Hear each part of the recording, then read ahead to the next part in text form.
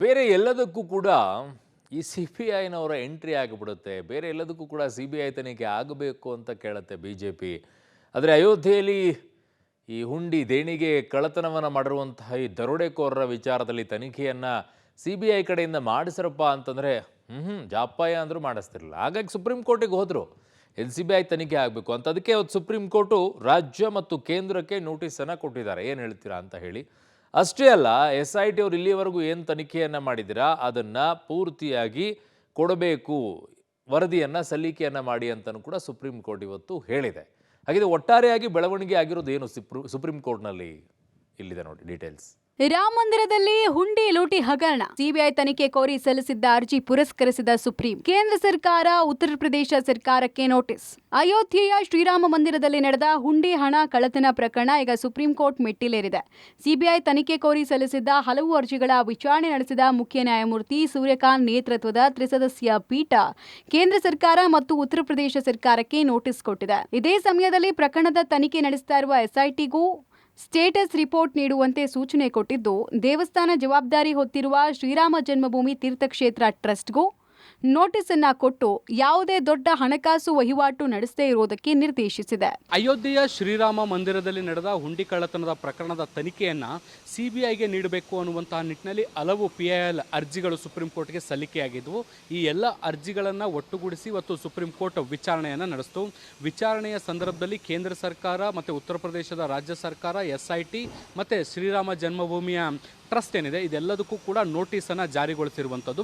SIT ಮುಂದಿನ 1 ವಾರದಲ್ಲಿ ತನಿಖಾ ವರದಿಯನ್ನು ಕೊಡಬೇಕು. ಈವರೆಗೂ ಏನೆಲ್ಲ ತನಿಖೆ ಆಗಿದೆ, ಯಾವೆಲ್ಲ ಅಂಶಗಳ ಮೇಲೆ ಬೆಳಕು ಚೆಲ್ಲಲಾಗಿದೆ, ಮತ್ತು ಸಾಕ್ಷ್ಯಾಧಾರಗಳನ್ನು ಹೇಗೆ ಸಂಗ್ರಹಿಸಲಾಗಿದೆ, ಮತ್ತು ಅವುಗಳನ್ನು ಹೇಗೆ ಸುರಕ್ಷಿತವಾಗಿ ಇಳಿಸಿರಲ್ಲ ಅನ್ನುವಂಥ ವಿಚಾರಕ್ಕೆ ಸಂಬಂಧಪಟ್ಟಂತೆ ಸಂಪೂರ್ಣವಾದಂಥ ವರದಿಯನ್ನು ಕೊಡಬೇಕು ಅನ್ನುವಂಥ ನಿಟ್ಟಿನಲ್ಲಿ ಸೂಚನೆಯನ್ನು ಕೊಟ್ಟಿರುವಂಥದ್ದು. ಇದರ ಜೊತೆಗೆ ಯಾವುದೇ ದೊಡ್ಡ ಹಣಕಾಸಿನ ವಹಿವಾಟುಗಳನ್ನು ಮಾಡಬಾರ್ದು ಅನ್ನುವಂಥ ನಿಟ್ಟಿನಲ್ಲಿ ಟ್ರಸ್ಟ್ಗೂ ಕೂಡ ಸುಪ್ರೀಂ ಕೋರ್ಟ್ ನಿರ್ದೇಶನ ಕೊಟ್ಟಿದೆ. ಪ್ರಕರಣವನ್ನ CBIಗೆ ನೀಡಬೇಕು ಅಂತ ನರೇಂದ್ರ ಕುಮಾರ್ ಗೋಸ್ವಾಮಿ, ಅಜಯ್ ರೈ, ದಿನೇಶ್ ಕುಮಾರ್ ಯಾದವ್, ಸುಧಾಕರ್ ಸಿಂಗ್ ಅನ್ನೋರು ಅರ್ಜಿ ಸಲ್ಲಿಸಿದ್ರು. ಅರ್ಜಿಯಲ್ಲಿ CCTV ಸೇರಿದಂತೆ ಸಾಕ್ಷಿಗಳ ನಾಶ, ಪ್ರಭಾವಿಗಳ ಒತ್ತಡಕ್ಕೆ ಮಣಿಯುವ ಸಾಧ್ಯತೆ ಇದೆ, ಪಾರದರ್ಶಕ ತನಿಖೆ ಆಗಬೇಕು ಹಾಗೂ CAG ಕಡೆಯಿಂದ ಆಡಿಟ್ ಮಾಡಿಸಬೇಕು ಅಂತ ಮನವಿ ಮಾಡಿದ್ರು. ಅರ್ಜಿ ವಿಚಾರಣೆ ಸಮಯದಲ್ಲಿ ಸರ್ಕಾರದ ಪರ ಹಾಜರಾಗಿದ್ದ ಸಾಲಿಸಿಟರ್ ಜನರಲ್ ತುಷಾರ್ ಮೆಹ್ತಾ ಈಗಾಗಲೇ SIT ತನಿಖೆ ನಡೀತಾ ಇದೆ, ಹೀಗಾಗಿ ನೋಟಿಸ್ ನೀಡದಂತೆ ಮನವಿ ಮಾಡಿದ್ರು. ಆದರೆ ಈ ಮನವಿ ತಿರಸ್ಕರಿಸಿದ ಸುಪ್ರೀಂ ಕೋರ್ಟ್ ಎಲ್ಲ ಪ್ರತಿವಾದಿಗಳಿಗೆ ನೋಟಿಸ್ ಕೊಡ್ತು. ಈ ಸಮಯದಲ್ಲಿ ಸ್ಟೇಟಸ್ ರಿಪೋರ್ಟ್ ಅನ್ನ ಮುಚ್ಚಿದ ಲಕೋಟೆಯಲ್ಲಿ ನೀಡಲಾಗುತ್ತೆ ಅಂತ ಮೆಹ್ತಾ ಹೇಳಿದ್ರು. ಈ ಮಾಹಿತಿ ನಮಗೂ ಬೇಕು ಅಂತ ಅರ್ಜಿದಾರರ ಪರ ವಕೀಲರು ಮನವಿ ಮಾಡಿದ್ರು.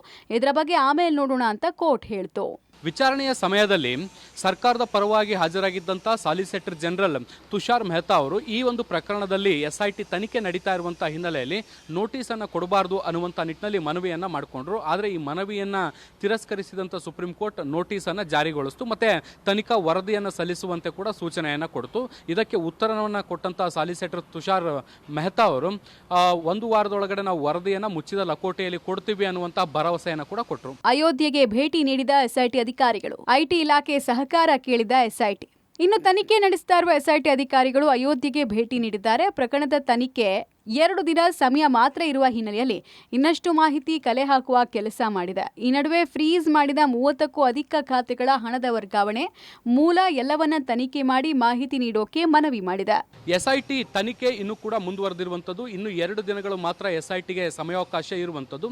ಈ ಹಂತದಲ್ಲಿ ಕಡೆಯ ಹಂತದ ತನಿಖೆ ಮತ್ತು ಸಾಕ್ಷ್ಯಾಧಾರಗಳನ್ನು ಕಲೆ ಹಾಕುವಂಥ ಕೆಲಸವನ್ನು SITಯ ಅಧಿಕಾರಿಗಳು ಮಾಡ್ತಾ ಇದ್ದಾರೆ.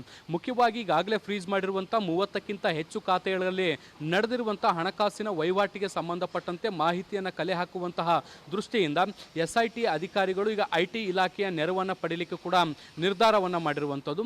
ಈ ಒಂದು ಖಾತೆಗಳಲ್ಲಿ ಯಾವ ರೀತಿಯಾಗಿ ಹಣದ ವರ್ಗಾವಣೆಯಾಗಿದೆ, ವಹಿವಾಟುಗಳಾಗಿದೆ, ಇದಕ್ಕೆ ಸಂಬಂಧಪಟ್ಟಂತೆ ಮಾಹಿತಿಯನ್ನು ಕೊಡಿ ಅನ್ನುವಂಥ ನಿಟ್ಟಿನಲ್ಲಿ IT ಅಧಿಕಾರಿಗಳಿಗೆ ಮನವಿಯನ್ನು ಮಾಡಿದ್ದಾರೆ. ಒಟ್ನಲ್ಲಿ ರಾಮ ಮಂದಿರ ದೇಣಿಗೆ ಹಣ ಲೂಟಿ ದೇಶದ ಕೋಟ್ಯಾಂತರ ಹಿಂದೂಗಳ ಭಾವನೆಗೆ ಘಾಸಿ ಉಂಟು ಮಾಡಿದ್ದಂತೂ ಸುಳ್ಳಲ್ಲ. ಸದ್ಯ SIT ತನಿಖೆ ಮುಂದುವರೆದಿದ್ದು CBI ಎಂಟ್ರಿ ಆಗುತ್ತಾ ಅನ್ನೋದೇ ಕುತೂಹಲ ಮೂಡಿಸಿದೆ. ಸುಪ್ರೀಂ ಕೋರ್ಟ್ ಮುಂದಿನ ವಿಚಾರಣೆಯನ್ನು ಜುಲೈ 20ಕ್ಕೆ ಮುಂದೂಡಿದೆ. ಶಬ್ಬೀರ್ ನಡಗುಂದಿ, ಪಬ್ಲಿಕ್ ಟಿವಿ, ನವದೆಹಲಿ.